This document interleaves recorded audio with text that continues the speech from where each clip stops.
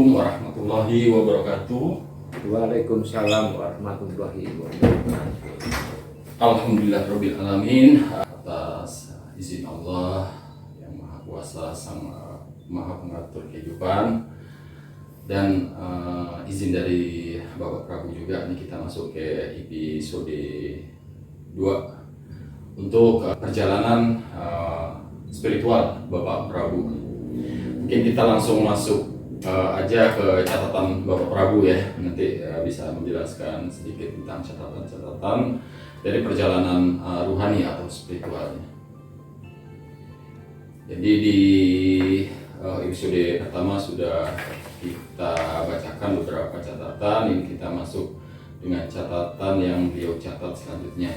Mohon izin untuk membacakan nih. Ya, silakan. Bapak Prabu. Ya, silakan Pak Agus.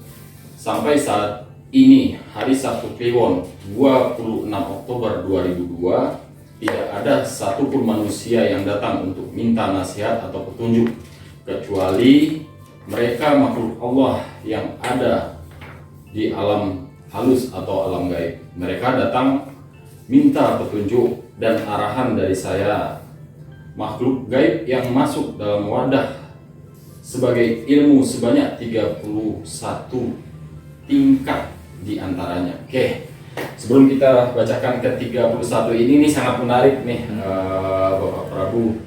Dari makhluk manusia yang masih hidup itu tidak ada yang meminta nasihat dan petunjuk sampai catatan di Sabtu Kliwon 26 Oktober 2002 ini kepada Bapak Prabu. Tapi makhluk-makhluk Allah dari alam gaib itu selalu minta petunjuk dan arahan dari Bapak Prabu. Itu bisa diceritakan sedikit itu gimana tuh maksudnya itu Bapak Prabu?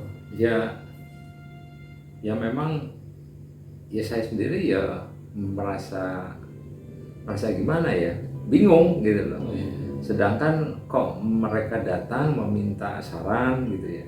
Sedangkan kalau manusia itu kan secara zahir mereka lihat saya kan biasa-biasa aja gitu loh. Nah itulah.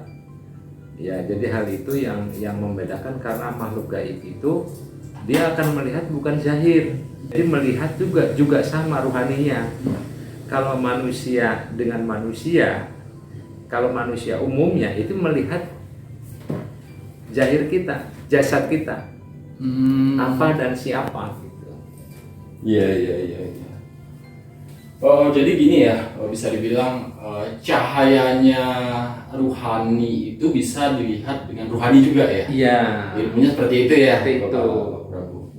Jadi sebenarnya yang Allah memberikan kemuliaan itu memang dari cahaya ruhani makhluknya itu ya. Iya. Itu sebuah anugerah dari Allah. Kita masuk ke 31 nih. Ini menarik nih Bapak Prabu. Saya izin bacain lagu ya Bapak Prabu ya. Iya, silakan. Makhluk gaib yang masuk dalam wadah sebagai ilmu sebanyak 31 tingkat, di antaranya kita bacain dulu. 1. Wayan Medane dari Bali, urusan untuk politik. 2. Ki Bantaran dari Gunung Selamet untuk urusan penerawangan gaib. 3. Ki Wayan dari Gunung Selamet untuk ilmu Rogo Sukmo. 4. Ki Bayu Aji dan Banyuwangi Jatim Dari Banyuwangi, Jawa Timur untuk bepergian dalam kurung naik angin. 5. Ki Budaya dari Gunung Cempaka, Jawa Timur untuk pengobatan dan raja. 6. Prabu Kian Santang dari Jawa Barat dalam kurung itu leluhur untuk kedikdayaan. 7. Sunan Kalijaga dari Kadilan Demak sebagai penasehat dan ilmu laduni, masuk dalam wadah Sabtu Legi 3 Agustus 2002. 8. Ki Brajamusti dari Gunung Pengging Boyolali untuk kekuatan dan kekebalan. 9. Ki Suryataka dari Boyolali untuk kekuatan pelebur besi. 10. Ki Bayu Bajra dari Gunung Serandil, Kuningan, Jawa Barat untuk ilmu penerawangan. Kita di 10 ini dulu Bapak Prabu. Bisa menerangkan dari 10 ini beliau-beliau ini ada yang dari kalangan lain lah, jin atau malaikat atau makhluk-makhluk lainnya selain daripada manusia. Apa ini memang beliau-beliau ini adalah dari kalangan bangsa manusia istilahnya yang hidup di masa lalu? Mungkin bisa dijelaskan? Iya. Kalau yang udah dibacakan itu kebanyakan adalah dari golongan manusia yang ketika itu memang diberi anugerah oleh Allah dan diberi satu keilmuan, kedua itu karena kedekatan. Jadi mereka itu yang bisa menghadiri ibaratnya manusia berjasa itu karena diberi kebebasan, karena keilmuannya, karena kemuliaannya gitu. Jadi sesuai dengan fakultasnya lah gitu ya, bidangnya ya, seperti yang kita bahas di episode pertama. Oke, kita masuk lagi nih catatan yang selanjutnya. Sekarang di nomor 11. Nomor 11 adalah Prabu Jayabaya untuk ilmu meramal masa depan. 12 Prabu Brawijaya untuk ilmu tata negara. 13 Prabu Siliwangi leluhur untuk kewibawaan. 14 Pangeran Tirta Kencana dari Kudus untuk ketenangan batin. 15 Pangeran Tirta Mas yang dalam kurung isi pusaka Kujang Mas Prabu Siliwangi tutup kurung untuk kekuatan dan kejayaan. 16 Ki Juru Mentani dari Klaten. Ki Juru Mertani. Oh, Mertani ya. Iya.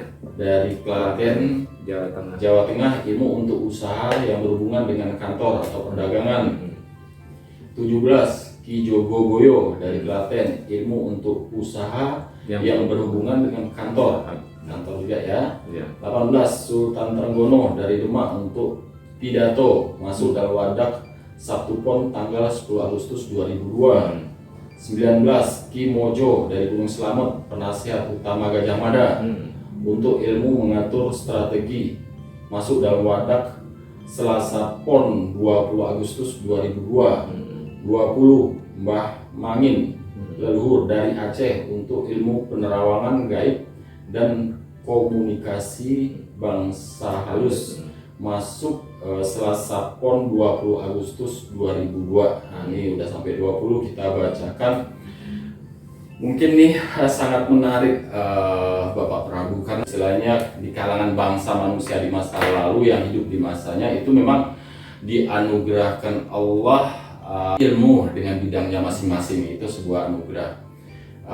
Mungkin di sini mau menanyakan kepada Bapak Prabu. Bapak Prabu, ketika makhluk-makhluk gaib ini memberikan yang bisa kita bilang ini dia adalah anugerah, sadar nggak gitu Bapak Prabu, kok saya diberikan ilmu ini gitu, nanti kedepannya untuk apa gitu, kan gitu pertanyaannya. Untuk bisa dijelaskan itu sedikit Pak Prabu? Iya. Ya Pak, pada saat datang itu kan saya juga kedatangan juga nggak ada apa maksudnya apa, kan saya tidak pernah tahu. Tapi datang itu hanya mau memberikan ilmu juga atas perintah Allah gitu loh. Lalu saya terima, saya usahakan dalam sekujur tubuh itu. Jadi ilmu itu memang tidak harus belajar. Jadi seketika itu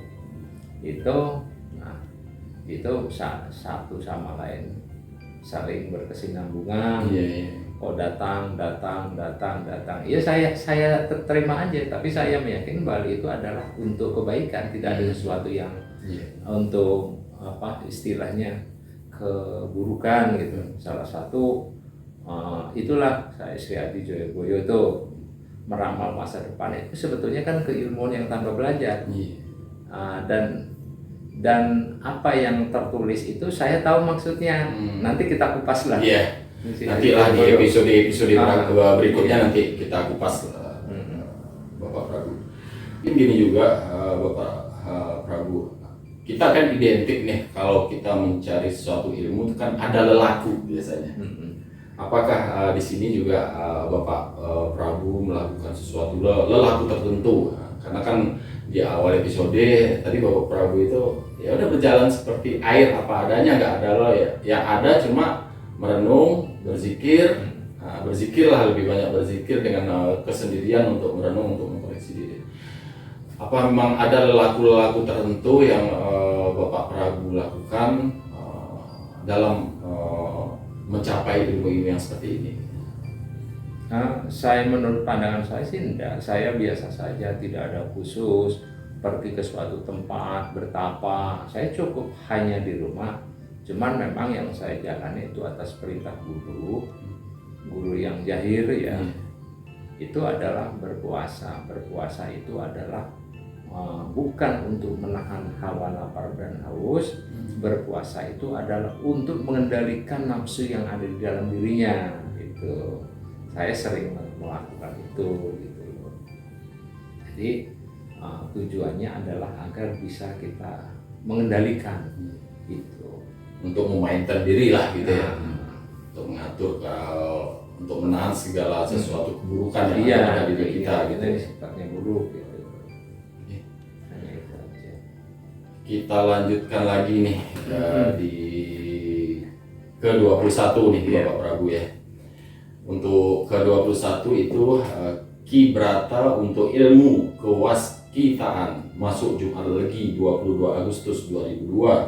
22 Sunan Gunung Jati untuk penasihat dan ilmu laduni masuk Kamis Kliwon 22 Agustus 2002. 23 Prabu Aji Saka ilmu untuk memberantas angkara murka masuk Kamis Pahing 28 Agustus 2002.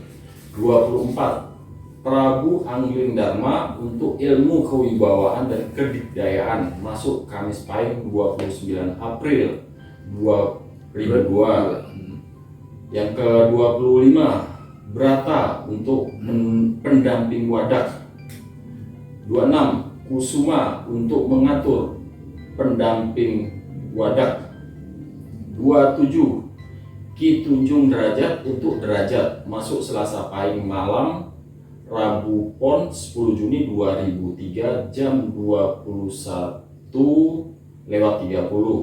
28 Ayu Diah Puspaningrum untuk pengasihan masuk hari Kamis malam Jumat Kliwon 13 Juni 2003 jam 00:10.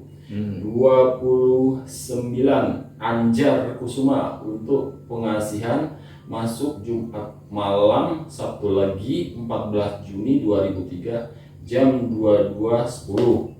30 Cakra Buana untuk mengatur ilmu yang masuk Kamis malam Jumat Wage 26 Juni 2003 jam 22:10.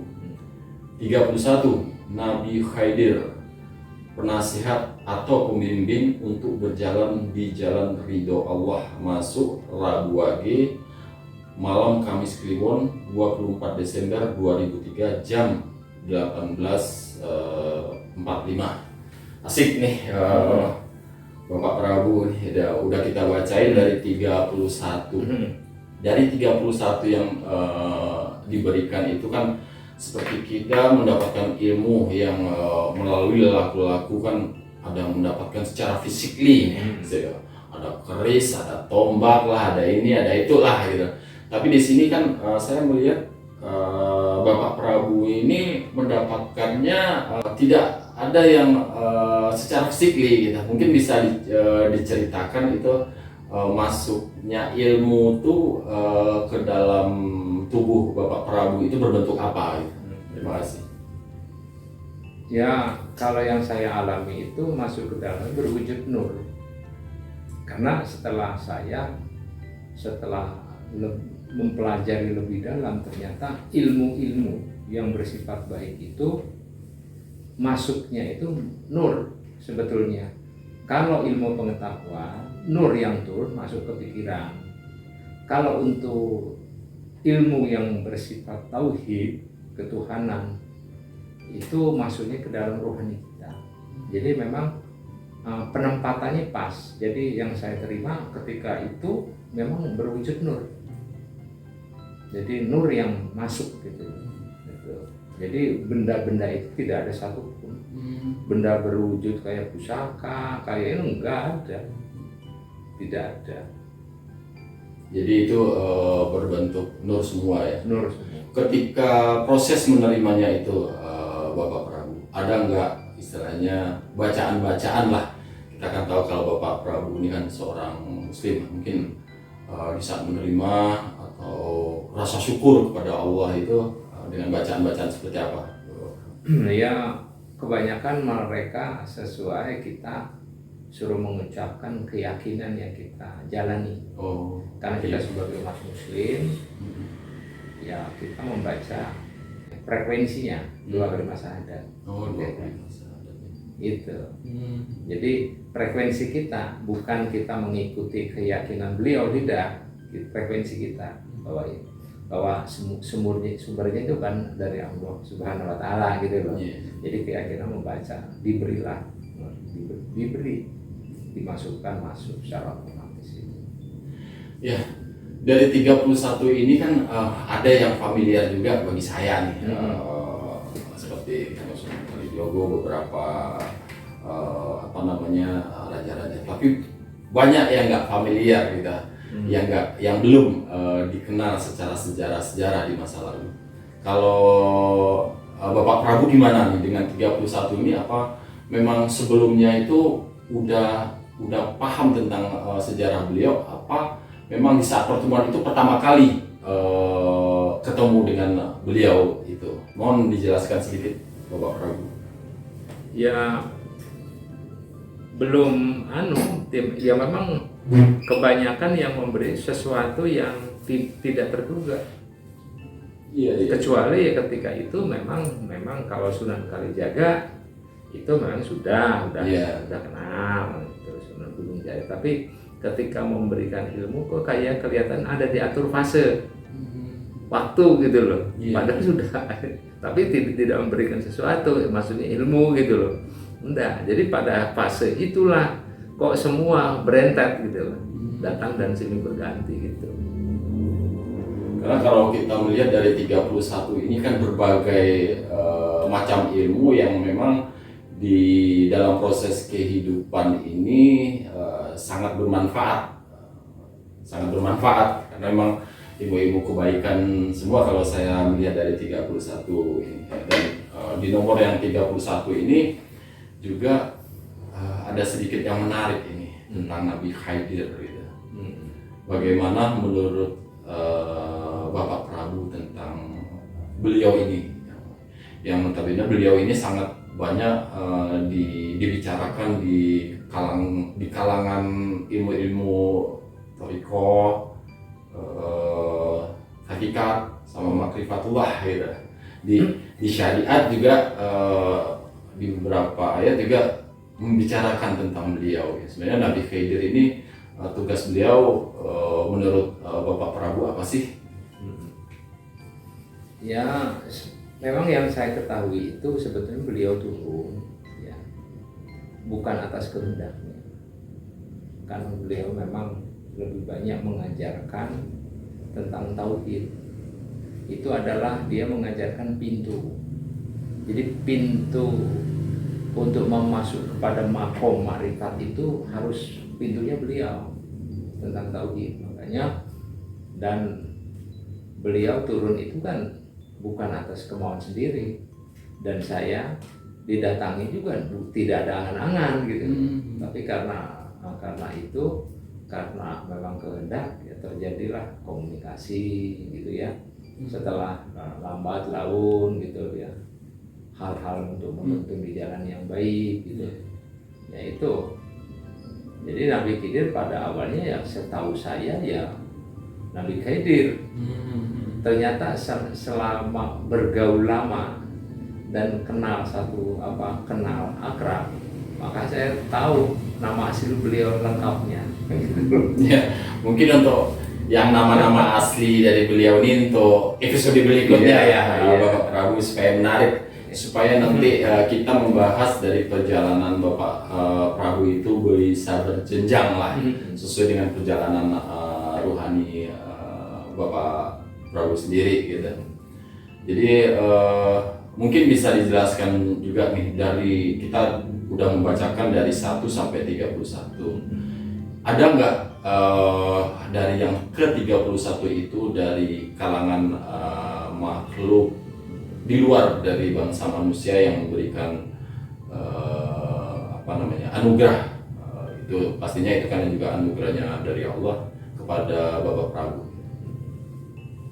Ya ada, setelah melalui jenjang pintunya beliau masuk kepada perjalanan lain, fase yang lebih dalam, bahasanya bukan lebih tinggi ya. Kalau duniawi derajat itu kan ketinggian, tapi kalau ilmu tauhid, ilmu ruhani itu kedalaman. Jadi setelah pintu beliau, jadi maka dibukalah tabir-tabir gaib itu yang jauh lebih dalam gitu loh. Untuk tentang hakikat kehidupan, tentang sistem. Jadi Allah menciptakan, membangun suatu sistem itu seperti apa gitu. Gini, buat kita juga nih, Bapak Prabu, bagaimana kalau istilahnya nasihat nih sedikit buat kita di sini kan juga kita akan menanyakan juga untuk mempelajari ilmu gaib itu sebaiknya kita orang awam itu gimana sih? Iya, ya untuk mempelajari ilmu gaib itu kan harus melampaui, kita harus paham dulu tentang cara, harus melalui syariat dulu. Oh iya. Apapun keyakinannya. Karena syariat itu lebih mengedepankan kan panca indera, yang bersifat bisa dikonti, bisa oleh zahir ya. Zahir itu kan fisik, itu kan panca indera. Kalau udah mau masuk pendalaman itu bicaranya menggunakan nurani, indera keenam, ruhani. Karena untuk kita bisa melihat gaib itu tidak bisa dengan panca indera. Dengan indera keenam, yaitu adalah jiwa kita, ruhani kita, sukma kita, itu sama sebenarnya. Nah, tapi itu ketika itu carilah mursyid yang benar. Karena kalau kita salah berguru, maka guru salah, kita akan ikut salah. Jadi harus yang benar, harus hati-hati gitu loh. Jadi tidak boleh sembarangan. Karena bagaimana cara menuntun kita agar lebih mendekatkan diri kepada Allah, gitu, dijauhkan dari sifat-sifat yang intinya dilarang oleh agama. Itu sebetulnya itu harus hati-hati. Jadi satu itu, kedua juga tergantung dari hak yang diberikan Allah kepada kita. Tapi kalau kita berdoa dan memohon untuk peningkatan, itu bisa saja Allah mengabulkan permohonan kita. Karena memang tidak banyak orang-orang sebagai pelaku spiritual gitu, seperti itu. Jadi menarik nih, karena anugerah yang diberikan dari Allah kepada Bapak Prabu ini kalau bisa dibilang semuanya berbentuk nur ya. Semuanya berbentuk nur. Apakah di dalam istilahnya dibentuk nih, Bapak Prabu, sedikit bertanya, apakah ada warna-warna khas tersendiri dari warna cahayanya? Apa yang Bapak Prabu terima itu memang cahaya putih semua gitu, tapi bidangnya beda-beda gitu. Silakan, mau dijelaskan. Cahaya itu tidak ada warna-warni, nur itu. Yang ada warna-warni adalah cahaya lampu. Kalau cahaya nur, wujudnya semua terang benderang, bercahaya, tapi penggunaannya yang berbeda gitu loh. Tadi pada intinya nur itu berwujud terang benderang dan putih bersih gitu. Terima kasih Bapak Prabu atas penjelasan sampai ke 31. Nanti kita akan melanjutkan ke episode berikutnya. Ya, alhamdulillahirabbil alamin, Allah telah memberikan kesehatan, berpanjang buat kita semua. Semoga kita selalu diberikan petunjuk untuk menuju kebenaran yang sejatinya, mencapai keselamatan dunia dan akhirat, begitu ya. Bapak Prabu. Terima kasih sekali untuk semuanya, dan jangan lupa subscribe, komen, like, dan share tayangan-tayangan kita ini. Itu dulu untuk sementara waktu, nanti kita lanjutkan lagi di episode berikutnya. Wassalamualaikum warahmatullahi wabarakatuh. Waalaikumsalam warahmatullahi